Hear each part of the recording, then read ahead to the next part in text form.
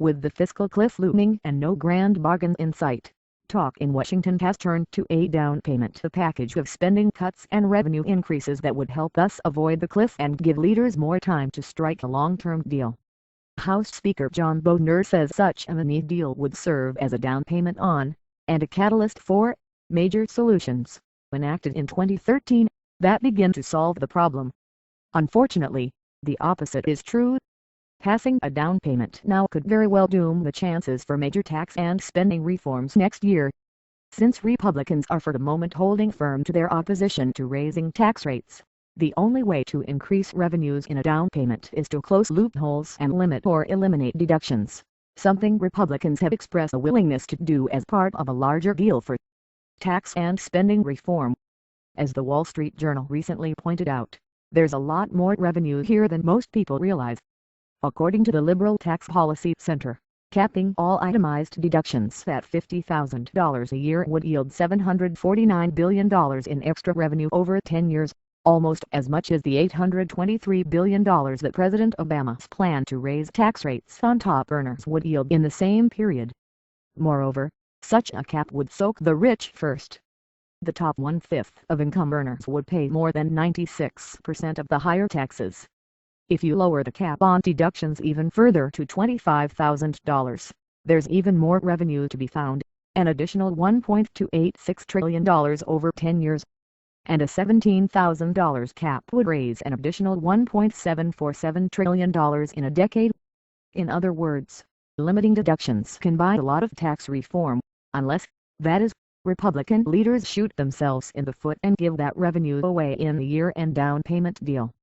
Every dollar from limiting deductions that is used for a down payment today is a dollar that cannot be used tomorrow to buy down lower tax rates. Moreover, using revenues from deductions now would put the GOP in an untenable political position in 2013. During the fall campaign, Democrats accused Republicans of wanting to cut tax rates for the wealthy and pay for it with higher taxes on middle and lower-income Americans. That was a false accusation. There is more than enough money to lower tax rates for all Americans and pay for it by cutting deductions for the wealthy. But if Republican leaders use those revenues as part of a down payment, then the GOP have to find some other way to pay for lower rates on high earners. And the only source of revenue left would be tax increases on lower and middle-income taxpayers. This means that real tax reform will never happen, because the GOP will never lower tax rates on top earners and pay for it with higher taxes on the poor and the middle class. That would be political suicide, and it would make the false Democratic charges true. So what should Republicans do? Resist the call for a down payment, and insist on real tax reform as the price for any new revenue from limiting deductions. If both sides can't agree on such reforms this year, they can do it next year. The Post reports this morning that with tax rates set to rise automatically in January, Democrats say they have little incentive before then to cut the deal that falls short of their revenue goals. That means going over the cliff, at least for a short time, remains a possibility, they say.